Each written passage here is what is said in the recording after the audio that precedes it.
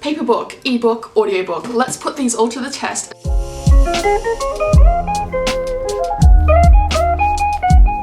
Hi everyone, my name is Mia. Welcome to my channel. Today, I'm going to be putting all forms of books to the test. The normal physical book, the ebook, so over here I have the Kindle, and thirdly we have the audiobook, and I just have my phone because that's where I listen to my audiobooks, although yeah, there is CDs and everything. First of all, we're going to talk about the pros of the physical book. So the first pro is that if you have a physical paper book, then you can write notes in it and you can annotate it. Whereas if I try to make notes in an ebook, it's really difficult, or even an audiobook. Like an audiobook is like impossible. An ebook you can, there is like a highlight / note feature, but it's not the best to use. I think it's because my ebook reader is really cheap and kind of dodgy, so it doesn't really work that well. But I did try and annotate red, white and royal blue, which I did a review on if you want to see. Spoiler alert, I really didn't like that book. But yeah, I tried to like take notes with that book, but it was just a whole process. Next thing about the physical book is that you can actually physically see how much is left. Being able to see the rest and how much of the story is left is really important in reading, just like mentally to structure the story and everything. And though you can kind of see how much is left in an audiobook by looking at the time, not really. And with an ebook, you can have a feature where you see like how much percentage there is to go, which I do frequently use because I need that structure thing. But at the same time, it's not the most accurate thing, and it's just not the same experience as being able to see, ooh, I've got like 100 pages left, the climax must be happening soon, the story's gonna wrap up, everything's gonna get exciting, that kind of thing. Okay, so the next pro about the paper book is that you can collect them and you can display them, and you can't really do that with audiobooks or ebooks. For example, with audiobooks, you can't really just walk around showing people on your phone how many audiobooks you have, and I mean, if you did, that's kind of weird. And that's the same with like ebooks as well. Like, this is kind of tying into like sort of a braggy thing. I'm not trying to say, oh, you should get paper books just for bragging, but it is actually really like nice and satisfying to see your collection of books on a bookshelf. And you know, it can make you feel kind of accomplished in a way. It's just a great way to keep track of everything you've read. Obviously you might have Goodreads, but it's just like a physical way to see how much you've read and to feel proud of yourself. And you can't really replicate that with audiobooks, although with an ebook reader you can make folders of books, and I do that, and I do have like a folder of all my read books so I can keep track of everything I've read on this ebook reader, but it's just not the same. Okay, this isn't really a pro about paper books, but it kind of is, and it's basically me just talking about how reading books in paper is just like the classic original experience. And I think that a lot of book readers really do love that physical experience of reading the book and flipping the pages. That sounds so dumb and mundane, but it is something special. Alright, now that I've badgered on all about like the pros of reading paper books, now I'm going to talk about the cons. So the first inconvenience is that books can be really heavy and they can kind of be sort of annoying to bring around. Sometimes I've had to literally squish books into the bag that I'm carrying, and sometimes I carry like a small bag and to be able to read them. And sometimes I just ditch big books altogether and just start reading a new book on my Kindle. Even just one book, it can be quite heavy. Like this, I mean, I'm already pretty weak, but you know, this is some good exercising. But in terms of just traveling with a book, it's a lot more convenient to bring something lighter, for example, an ebook reader or your phone, rather than this huge thing.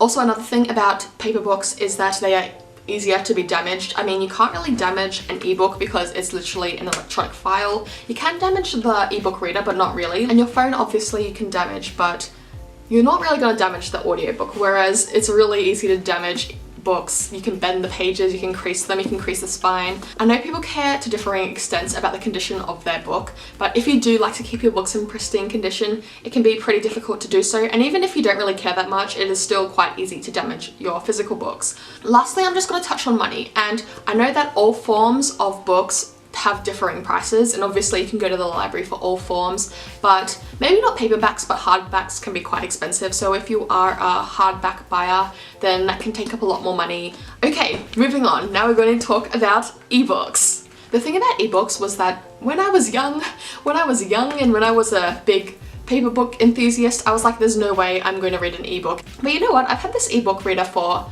I'd say like almost a year, or maybe a bit less. I haven't had it for that long, but at the same time I've used it so much and it's so convenient and I really, really like it. So I'm going to talk about the good things about it. First of all, I did mention this before, but ebooks are, well, ebook readers are just really convenient and light and easy to bring around and easy to read. And not even just on an ebook reader, but also on your phone, and you can read ebooks on there. And I think you can read ebooks on your computer as well. You can basically read them anywhere. But let's just focus on the ebook reader. Really light. It's just so small and compact, and you can easily bring it around everywhere, and it doesn't add any extra weight, and it's so convenient.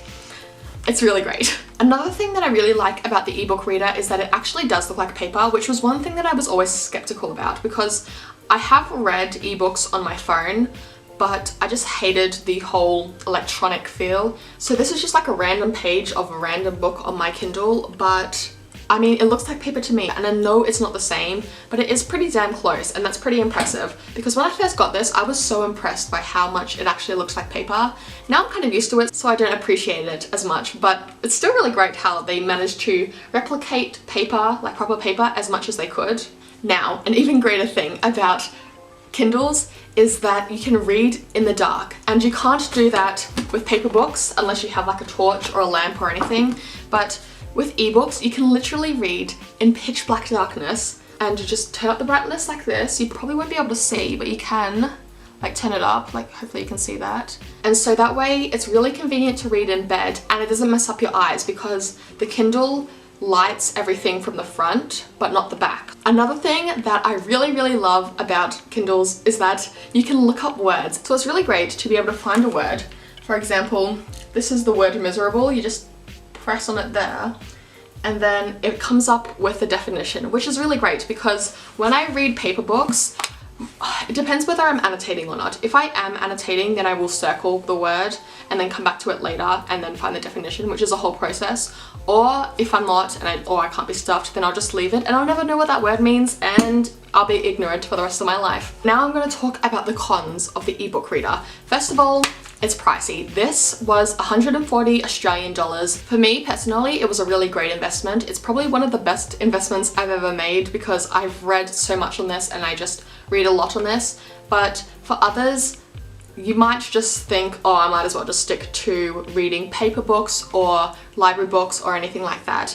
If you were going to buy this device, in Australia, paper books are usually 20 Australian dollars, so it's either 7 of these paper books or 1 of these devices. And that's not taking into account that you still need to actually physically buy the book off the Kindle store or whatever ebook store your device uses. I feel like Kindle is the most popular one, but I'm pretty sure there are other ebook readers. I already mentioned this before, so I'm just going to skim over it really quickly, but it is pretty hard to take notes on the Kindle. It might be easier for better Kindles and not like the cheapest one, but for me it is really hard. And lastly, I already mentioned this before as well, but it is kind of hard to tell how much time there is left in the book or like what percentage you have to go. I have this thing down the bottom that I decided to use where it shows you what percentage of the book you're currently through.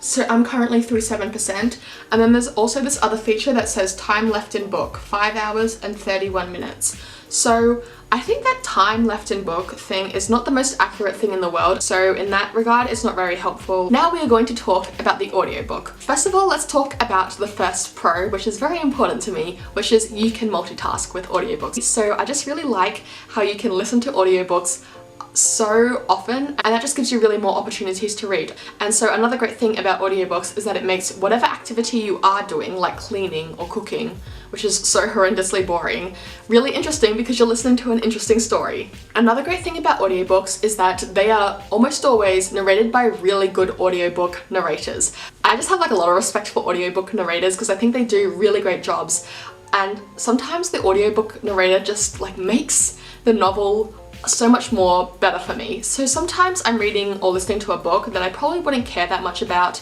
if I was reading it as a paper book, but if I listen to this great narrator, then it makes me care a lot more about the story and the characters, which it can go either way because it can make me not be as objective about the book and be a lot more easier on it than I would be if I was reviewing it, but at the same time it makes the reading experience a lot more enjoyable. Like for example, the first ever audiobook series that I listened to was called Lunar Chronicles series. You've probably heard of it. And honestly, if I read it as a paper book, I would probably not like it as much. If you hear the characters and the characters sound like people, then you're more likely to empathize with them because you are a person as well. But if you're just reading about people in a book, you're like, I just feel like I'm more likely to be like, I don't care about you.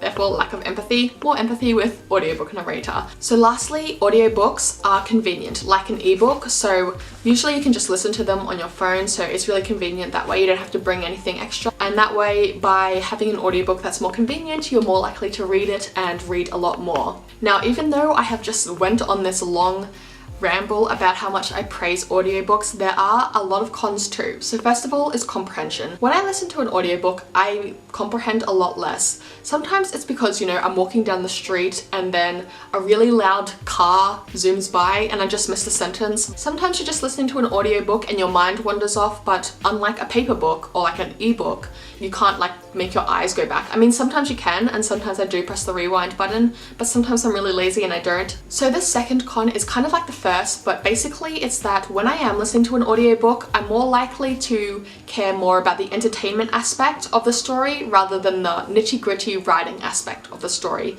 So that can kind of blur my judgment. I've already mentioned this, but it is pretty hard to take notes or annotate anything in an audiobook. Alrighty, I'm kind of exhausted because I think I've been sitting here for a long time talking about books. Basically, all forms of books have their pros, have their cons. I think that they're all good for different situations, and therefore you shouldn't discount any of them.